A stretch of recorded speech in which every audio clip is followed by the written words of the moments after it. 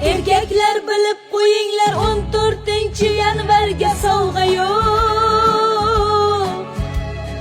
Sovg'a berish shart degan hech qayerda qoida yo'q. Katta sovg'a umid qilmang, baribir hech ham foydasi yo'q. Paypoqdan arzigulik, ishoning sizga sovg'a yo'q, sovg'a yo'q. Sovg'aga deb yiqqan pulim yashirib qo'ygan joyimda yo'q.